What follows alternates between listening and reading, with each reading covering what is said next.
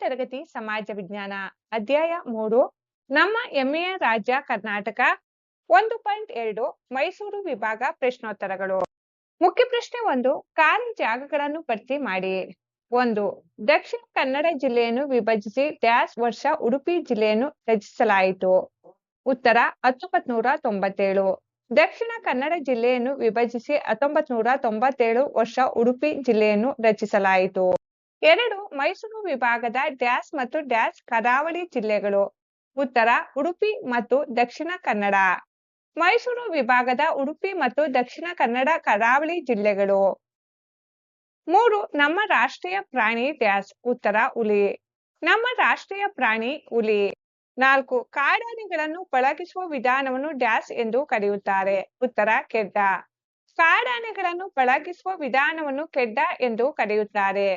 5. ಮೈಸೂರು ವಿಭಾಗದ ಡ್ಯಾಶ್ ಜಿಲ್ಲೆಯಲ್ಲಿ ಅತಿ ಹೆಚ್ಚಾಗಿ ಕಾಫಿ ಬೆಳೆಯುತ್ತಾರೆ. ಉತ್ತರ ಚಿಕ್ಕಮಗಳೂರು. ಮೈಸೂರು ವಿಭಾಗದ ಚಿಕ್ಕಮಗಳೂರು ಜಿಲ್ಲೆಯಲ್ಲಿ ಅತಿ ಹೆಚ್ಚಾಗಿ ಕಾಫಿ ಬೆಳೆಯುತ್ತಾರೆ. 6. ಕೊಡಗು ಜಿಲ್ಲೆಯ ಡ್ಯಾಶ್ನಲ್ಲಿ ಕಾವೇರಿ ನದಿ ಹುಟ್ಟುತ್ತದೆ. ಉತ್ತರ ತಲಕಾವೇರಿ. ಕೊಡಗು ಜಿಲ್ಲೆಯ ತಲಕಾವೇರಿನಲ್ಲಿ ಕಾವೇರಿ ನದಿ ಹುಟ್ಟುತ್ತದೆ. 7. ಕುದ್ಮಲ್ ರಂಗರಾವ್ ಅವರು ಡ್ಯಾಶ್ ನಿವಾರಣೆಗಾಗಿ ಹೋರಾಟ ಮಾಡಿದರು. ಉತ್ತರ ಅಸ್ಪೃಶ್ಯತೆಯ.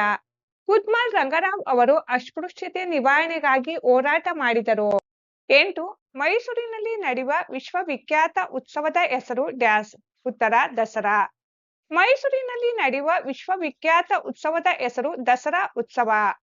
9. ಮೈಸೂರು ವಿಭಾಗದ ಡ್ಯಾಶ್ ಮತ್ತು ಡ್ಯಾಶ್ ಜಿಲ್ಲೆಗಳಲ್ಲಿ ಬಂದರುಗಳಿವೆ.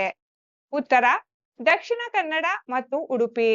ಮೈಸೂರು ವಿಭಾಗದ ದಕ್ಷಿಣ ಕನ್ನಡ ಮತ್ತು ಉಡುಪಿ ಜಿಲ್ಲೆಗಳಲ್ಲಿ ಬಂದರುಗಳಿವೆ. ಮುಖ್ಯ ಪ್ರಶ್ನೆ 2. ಕೆಳಗಿನ ಪ್ರಶ್ನೆಗಳಿಗೆ ಉತ್ತರ ಬರೆಯಿರಿ. ಪ್ರಶ್ನೆ 10. ಮೈಸೂರು ವಿಭಾಗದಲ್ಲಿ ಇಂದು ಎಷ್ಟು ಜಿಲ್ಲೆಗಳಿವೆ? ಉತ್ತರ ಮೈಸೂರು ವಿಭಾಗದಲ್ಲಿ ಇಂದು 8 ಜಿಲ್ಲೆಗಳಿವೆ. ಪ್ರಶ್ನೆ 11. ಮೈಸೂರು ಎಂಬ ಹೆಸರು ಬರಲು ಕಾರಣವನ್ನು ತಿಳಿಸಿ. ಉತ್ತರ ಪುರಾಣದ ಪ್ರಕಾರ ದೇವಿ ಪಾರ್ವತಿಯು ಚಾಮುಂಡೇಶ್ವರಿ ರೂಪ ಧರಿಸಿ ರಾಕ್ಷಸನಾಗಿದ್ದ ಮಹಿಷಾಸುರನನ್ನು ಸಂಹರಿಸಿದ ಸ್ಥಳ ಇದಾದ್ದರಿಂದ ಇದಕ್ಕೆ ಮೈಸೂರು ಎಂಬ ಹೆಸರು ಬಂದಿತು.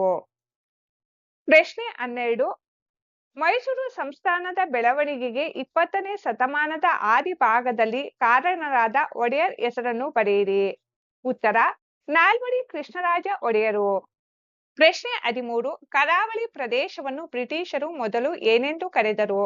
ಉತ್ತರ ಕರಾವಳಿ ಪ್ರದೇಶವನ್ನು ಬ್ರಿಟಿಷರು ಮೊದಲು ಕೆನರಾ ಎಂದು ಕರೆದರು. ಪ್ರಶ್ನೆ 14. ಮೈಸೂರು ವಿಭಾಗದ 2 ಪ್ರಸಿದ್ಧ ನದಿಗಳ ಹೆಸರು ಬರೆಯಿರಿ. ಉತ್ತರ ಮೈಸೂರು ವಿಭಾಗದ ಪ್ರಸಿದ್ಧ ನದಿಗಳು ಕಾವೇರಿ, ನೇತ್ರಾವತಿ. ಪ್ರಶ್ನೆ 15. ಮೈಸೂರು ವಿಭಾಗದ ಜಿಲ್ಲೆಗಳಲ್ಲಿ ಅತಿ ಹೆಚ್ಚು ಮಳೆ ಬೀಳುವ ಜಿಲ್ಲೆ ಹಾಗೂ ಅತಿ ಕಡಿಮೆ ಮಳೆ ಬೀಳುವ ಜಿಲ್ಲೆ ಯಾವುದು? ಉತ್ತರ ಅತಿ ಹೆಚ್ಚು ಮಳೆ ಬೀಳುವ ಜಿಲ್ಲೆ ಉಡುಪಿ, ಅತಿ ಕಡಿಮೆ ಮಳೆ ಬೀಳುವ ಜಿಲ್ಲೆ ಮಂಡ್ಯ. ಪ್ರಶ್ನೆ 16. ಮೈಸೂರು ವಿಭಾಗದ ಜಿಲ್ಲೆಗಳಲ್ಲಿ ದೊರೆಯುವ 2 ಖನಿಜಗಳ ಹೆಸರನ್ನು ಬರೆಯಿರಿ.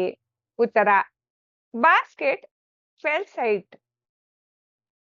ಪ್ರಶ್ನೆ 17. ಮೈಸೂರು ವಿಭಾಗದ ಕರಾವಳಿ ಜಿಲ್ಲೆಗಳಲ್ಲಿ ಜನರ ಮುಖ್ಯ ಉದ್ಯೋಗವೇನು?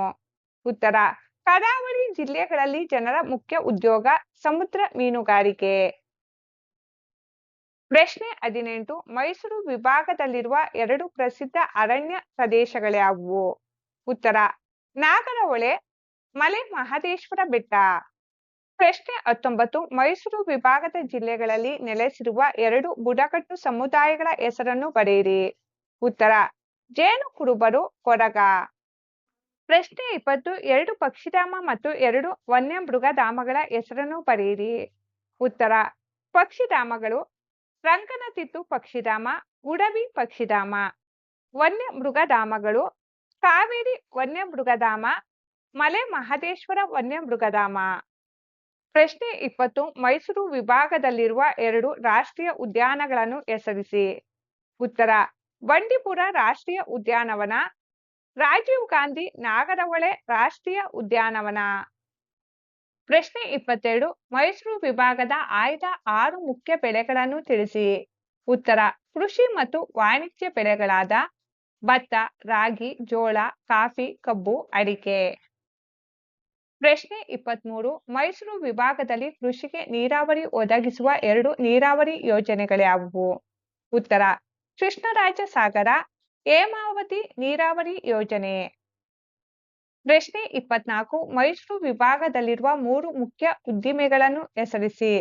ಉತ್ತರ: ಔಷಧಿ ಕಾರ್ಖಾನೆಗಳು, ಕಾಫಿ ಕ್ಯೂರಿಂಗ್ ಉದ್ದಿಮೆಗಳು, ಸಕ್ಕರೆ ಕಾರ್ಖಾನೆಗಳು.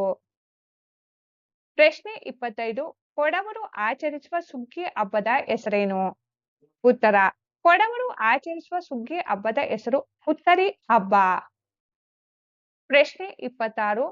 ಕರ್ನಾಟಕ ಸರ್ಕಾರದ ನಾಟಕ ಸಂಸ್ಥೆ ರಂಗಾಯಣದ ಕೇಂದ್ರ ಸ್ಥಾನ ಯಾವ ನಗರದಲ್ಲಿದೆ? ಉತ್ತರ: ರಂಗಾಯಣದ ಕೇಂದ್ರ ಸ್ಥಾನ ಮೈಸೂರು ನಗರದಲ್ಲಿದೆ. ಪ್ರಶ್ನೆ 27. ಕರ್ನಾಟಕದ ಇಬ್ಬರು ಪ್ರಸಿದ್ಧ ಕಾದಂಬರಿಕಾರರ ಹೆಸರನ್ನು ಬರೆಯಿರಿ. ಉತ್ತರ: ಶಿವರಾಮ ಕಾರಂತ, ಡಾಕ್ಟರ್ ಎಸ್.ಎಲ್. ಭೈರಪ್ಪ. ಪ್ರಶ್ನೆ 28. ಮೈಸೂರಿನಲ್ಲಿ ಶತಮಾನೋತ್ಸವ ಆಚರಿಸುವ ವಿಶ್ವವಿದ್ಯಾನಿಲಯದ ಹೆಸರನ್ನು ಬರೆಯಿರಿ. ಉತ್ತರ: ಮೈಸೂರು ವಿಶ್ವವಿದ್ಯಾಲಯ. ಪ್ರಶ್ನೆ 29. ಗ್ರಾಮೀಣ ಪ್ರದೇಶದಲ್ಲಿ ಜನರಿಗೆ ಆರೋಗ್ಯ ಸೇವೆ ಒದಗಿಸುವ ಕೇಂದ್ರಗಳ ಹೆಸರೇನು? ಉತ್ತರ: ಆರೋಗ್ಯ ಉಪಕೇಂದ್ರಗಳು. ಪ್ರಶ್ನೆ 30. 2 ಆರೋಗ್ಯ ಸೂಚಿಗಳನ್ನು ಹೆಸರಿಸಿ. ಉತ್ತರ: ಶಿಶು ಮರಣ ಪ್ರಮಾಣ ಕೆಳಮಟ್ಟದಲ್ಲಿದೆ, ಜನರ ಜೀವನಾಯುಷ್ಯ ಉತ್ತಮವಾಗಿದೆ. ಪ್ರಶ್ನೆ 31. ಮೈಸೂರು ವಿಭಾಗಕ್ಕೆ ಸೇರಿದ ಇಬ್ಬರು ಪ್ರಸಿದ್ಧ ಇಂಗ್ಲಿಷ್ ಕಾದಂಬರಿಕಾರರ ಹೆಸರನ್ನು ಬರೆಯಿರಿ. ಉತ್ತರ: ರಾಜಾರಾವ್, ಆರ್.ಕೆ. ನಾರಾಯಣ್. ಪ್ರಶ್ನೆ 32. ಸ್ವಾತಂತ್ರ್ಯ ಹೋರಾಟದ ಜೊತೆಯಲ್ಲಿ ಅಸ್ಪೃಶ್ಯತೆ ನಿವಾರಣೆ ಚಳುವಳಿಯಲ್ಲಿ ತೊಡಗಿದ್ದ ಇಬ್ಬರು ಸಮಾಜ ಸುಧಾರಕರ ಹೆಸರು ಬರೆಯಿರಿ. ಉತ್ತರ: ಕುತ್ಮಾಲ್ ರಂಗಾರಾವ್, ತಗಡೂರು ರಾಮಚಂದ್ರರಾವ್. ಪ್ರಶ್ನೆ 33. ಶ್ರಾವಣ ಬೆಳಗೊಳವು ಯಾವುದಕ್ಕೆ ಪ್ರಸಿದ್ಧಿಯಾಗಿದೆ? ಉತ್ತರ: ಶ್ರಾವಣ ಬೆಳಗೊಳವು ಅಲ್ಲಿರುವ ವಿಶ್ವವಿಖ್ಯಾತ ಗೊಮ್ಮಟೇಶ್ವರನ ಏಕಶಿಲಾ ವಿಗ್ರಹಕ್ಕೆ ಹಾಗೂ ಇಂದ್ರಗಿರಿ, ಚಂದ್ರಗಿರಿ ಬೆಟ್ಟಗಳಿಗೆ ಪ್ರಸಿದ್ಧಿಯಾಗಿದೆ.